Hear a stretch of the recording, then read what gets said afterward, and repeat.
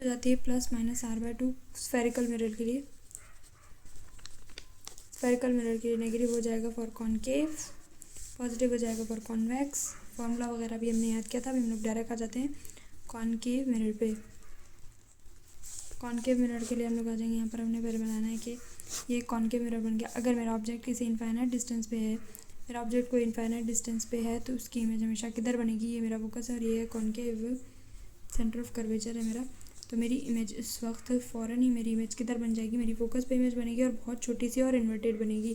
ठीक है, पहला केस ये हो गया। और दूसरा, अगर मेरा ऑब्जेक्ट ये है फोकस और ये है सेंटर ऑफ कर्वेचर, मेरा ऑब्जेक्ट अगर फोकस और सेंटर ऑफ कर्वेचर के और इनफाइनाइट के बाहर यानी between infinite and centre curvature present है, तो मेरा इमेज किधर बनेगा? मेरा इमेज बनेगा इधर कर्वेचर और फोकस के बीच में और छोटा बनेगा। यानी इसको और बड़ा बना लेते ताकि ये बीच छोटा दिखाई दे। ठीक है, ये और छोटा बनेगा। एक नॉर्मल बात ये याद रखनी कि जब भी हम यहाँ मिरर से जब भी दूर हैं हम लोग, तो करीब आते टाइम इमेज दूर जाता जाएगा। जैसे यहाँ इनफाइनाइट से फोकस पे था, कर्वेचर के पास लेकर आए इसको हम लोग, तो फोकस और कर्वेचर के बीच में बना। अब अगर हमने कॉनकेव मिरर में सेंटर ऑफ कर्वेचर पे कोई ऑब्जेक्ट को रखा, तो उसकी इमेज इन्वर्टेड तो होनी है, उसके साथ साथ सेम साइज़ की बनेगी। नहीं इतना बड़ा ही है तो इतना बड़ा ही ये होगा, ये फोकस है। ओके, फिर यहाँ पर कॉनकेव मिरर में अगर मेरा एक फोकस ये है, सेंटर ऑफ कर्वेचर ये है, और मेरा ऑब्जेक्ट फोकस और सेंटर ऑफ कर्वेचर के बीच में रखा हुआ है, तो अब इमेज ये फोकस ये सेंटर ऑफ कर्वेचर, तो अब इमेज कैसे चली जाएगी? अब इमेज जाएगी सेंटर ऑफ कर्वेचर के बियॉन्ड, यानी बाहर चली जाएगी। इन्वर्टेड अभी भी रहेगी अब, लेकिन इसकी साइज़ बड़ी होना शुरू हो जाएगी। सेंटर ऑफ कर्वेचर तक बराबर बनेगी, उसके बाद अब इमेज इससे बड़ी होने लगेगी और इन्वर्टेड तो रहनी ही है। उसके बाद अब हम आ जाते हैं, हमने फोकस पे नहीं बनाया अभी तक ऑब्जेक्ट। अगर मेरा फोकस पे है तो इमेज बहुत दूर एट इनफाइनाइट और बहुत बड़ी बनती है। ठीक है, अभी तक में ये 5 केसेस जो पढ़े हम लोग, 1 2 3 4 5 केसेस जो पढ़े, ये सब में एक चीज़ कॉमन है, इमेज कैसी बन रही है हमारी? इन्वर्टेड एंड रियल, और इन्वर्टेड एंड रियल बन रहा है, इन्वर्टेड और रियल बन रही है। अब एक केस यहाँ पर एक्सेप्शनल केस बनाना है। ये मेरा फोकस है और ये मेरा सेंटर ऑफ कर्वेचर है। अगर मेरी इमेज यहाँ पर है, ये मेरा हाइट ऑफ ऑब्जेक्ट हो गया, तो इमेज मेरी इसकी यहाँ बनने वाली है।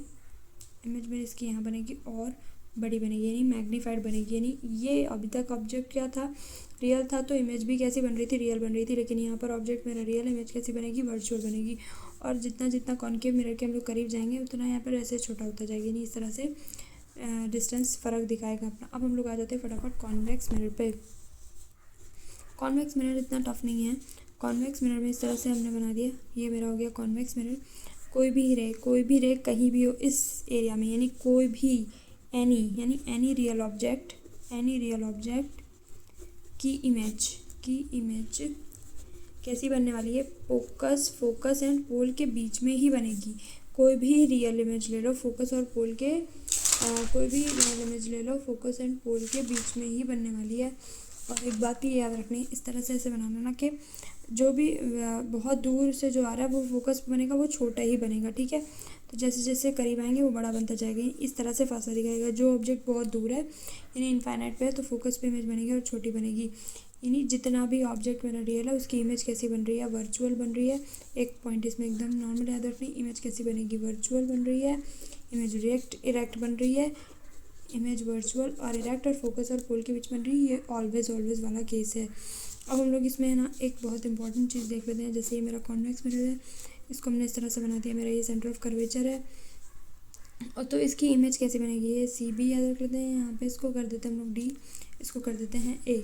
तो अभी मेरी इसकी इमेज कैसे बनेगी? एक कोई भी इमेज कॉन्वेक्स मिरर है, तो कुछ भी अगर रियल है इधर कॉन्वेक्स मिरर में, तो उसकी इमेज कैसे बनी? वर्चुअल और इरेक्ट बननी है। ठीक है, और जो करीब है उसकी बड़ा बनेगा और जो दूर है उसका छोटा बनेगा। तो इस तरह बना दो पहले, यानी ये दूर वाले का छोटा बनेगा। ये हो गया मेरा डी, ये हो गया मेरा ए, ये हो गया सी और ये हो गया बी। That's it. अब अगर कॉनकेव मिरर में मैंने कोई चीज़ को बनाया हुआ है, यानी समझ लो ये मेरा सेंटर ऑफ कर्वेचर है, तो इसकी इमेज तो ये बननी है।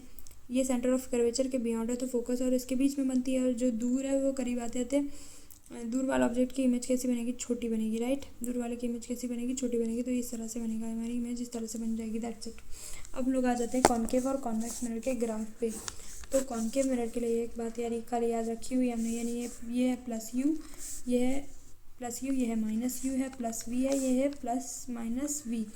कोई भी ऑब्जेक्ट अगर फोकस पे है, यानी फोकस यानी ऑब्जेक्ट के लिए फोकस नेगेटिव आता है, यहाँ पर नेगेटिव एफ पर है मेरा, अगर ऑब्जेक्ट मेरा नेगेटिव एफ पर है तो इसकी इमेज कैसे बनेगी, इनफाइनाइट बनेगी और रियल बन जाती है, और इस तरह से ये बन जाता है, ये एक्स टाइप बना देना है। और कॉन्वेक्स मिरर में इसका उल्टा हो जाएगा, नहीं ये ऐसे बन जाएगा और ये ऐसे बन जाएगा, दैट्स इट।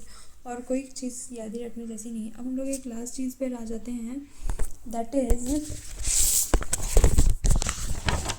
वेलोसिटी। हम लोग कर लेते हैं कि सारा हमारा ऑब्जेक्ट और हमें जा रहा है, सारा कुछ यहाँ पर हमें इस तरह से रखना है कि ऑब्जेक्ट और इमेज किधर है, किधर जा रहा है, मैग्नीफिकेशन। अगर हाँ ये बात याद रखनी है कि मैग्नीफिकेशन अगर हमारा नेगेटिव आ रहा है तो हमारा जो है इन्वर्टेड बनेगी इमेज, और छोटा बनेगा और मैग्नीफिकेशन अगर पॉजिटिव आ रहा है तो इमेज कैसी होगी, इरेक्ट होगी यानी खड़ी होगी, और कैसी होगी, मैग्नीफाइड यानी बड़ी होगी। एक बात ये याद रखनी, एक हमने मिरर बना लिया। अब इसमें वेलोसिटी ऑफ ऑब्जेक्ट अगर पूछा हुआ है, हमारे वेलोसिटी ऑफ ऑब्जेक्ट है यहाँ पर इस तरह जा रहा है, यानी प्रिंसिपल एक्सिस से कैसे है, पैरेलल में दो लाइन होती है, तो इस तरह से हमने याद रखा, velocity of image is equal to mt square into velocity of object. अभी इसको हम लोग क्रॉस चेक कर लेते हैं फटाफट कि हमने ये सही लिखा है कि नहीं है। मेरा चैलेंज है कि मुझे ये याद होना चाहिए। ओके, मैंने ये एकदम सही लिखा हुआ है। बस एक चीज़ मिस हो रही है, कॉनकेव मिरर में पैरेलल अगर जा रहा है तो यहाँ नेगेटिव साइन नहीं भूलना है। ओके, यहाँ नेगेटिव साइन नहीं, minus of mt square into v naught. Plane mirror में भी इस तरह से जब आ रहा था तो नेगेटिव आ रहा था, इधर आने पर सेम। अगर मेरा परपेंडिकुलर टू द मिरर जा रहा है, यानी प्रिंसिपल एक्सिस से परपेंडिकुलर इस तरह जा रहा है, तो velocity of image nothing but mt into v naught के बराबर हो जाएगा। Velocity of image mt into v naught के बराबर हो जाएगा। सेम फॉर कॉन्वेक्स मिरर भी इसी तरह से लगा देना है। दैट्स इट, हो गया मेरा concave and convex mirror done.